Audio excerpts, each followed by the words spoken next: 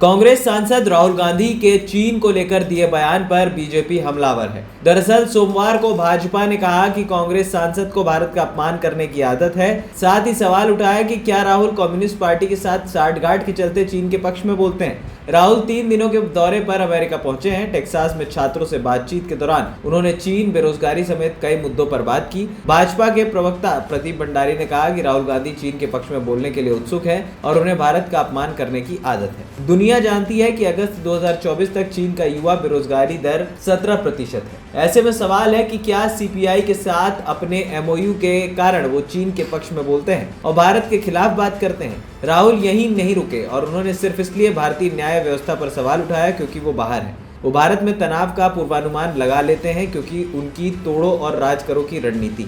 उन्होंने कहा कि सैम पित्रोदा ने कहा कि वो अब पप्पू नहीं है, वो अब बहुत बुरे हो गए हैं क्योंकि उनके सभी बयान पर भारत के बारे में गलत बातें फैलाते हैं। उनके सभी बयान ऐसे व्यक्ति की परछाई दिखाते हैं जो समाज को बांटना चाहता है। एक ऐसा आदमी जो चीन के पक्ष में बात करता है, वो ये कहकर हिंदू देवी देवता का अपमान करते हैं कि इसका मतलब भगवान नहीं होता। यही वजह है कि इंडी गठबंधन हमेशा सनातन के खिलाफ है। उन्होंने कहा कि राहुल गांधी के भाषण का सार है कि ये भारत के खिलाफ है, भारत की महिलाओं के खिलाफ है और हर चीज के बारे में है जो चीन या अन्य शक्ति भारत में अपना एजेंडा बढ़ाने के लिए चाहते हैं। यही वजह है कि भारत ने 2014, 19 और 24 में राहुल गांधी और कांग्रेस को नकार दिया। वो 2029 में भी उन्हें नकारना जारी रखेंगे और पीएम नरेंद्र मोदी को चुनेंगे। केंद्रीय मंत्री गिरिराज सिंह ने कहा कि भारत की तारीफ के बजाय राहुल गांधी भारत के बाहर जाकर भारत को ही गाली दे रहे हैं, चीन की तारीफ कर रहे हैं। लगता है वो चीन के पैसों पर ही पल रहे हैं, तभी वो बाहर जाकर चीन का प्रचार कर रहे हैं। ऐसे लोगों पर देशद्रोह का मुकदमा चलाना चाहिए जो भारत के बाहर जाकर भारत की निंदा करते हैं और दुश्मन देशों की तारीफ करते हैं।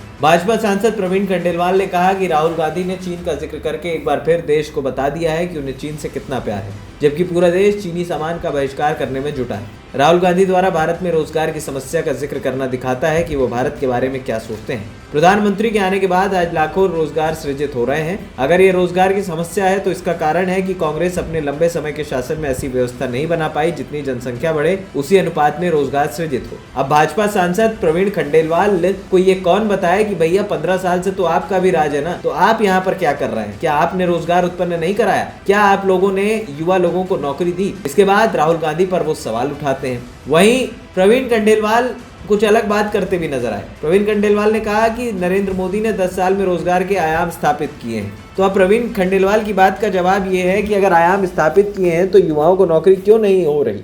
बड़ी बात यह है कि मेक इन इंडिया के तहत जब आप बात करते हैं कि यहाँ पर युवाओं को रोजगार मिलेगा, रोजगार तो छोड़िए, आप लगातार टैक्स लगाते जा रहे हैं मिडिल क्लास पर, क्योंकि ज्यादातर देश के लोग मिडिल क्लास हैं और उन पर ही लगभग जिम्मेदारी ज्यादा होती है। लेकिन राहुल गांधी का बयान भाजपा को पसंद नहीं आया। अब इसके तो कई मायने हैं, या सच बीजेपी सुनना नहीं चाहती या फिर राहुल गांधी से कहने में कुछ गलत निकल गया है। एएनपी टाइम्स की रिपोर्ट।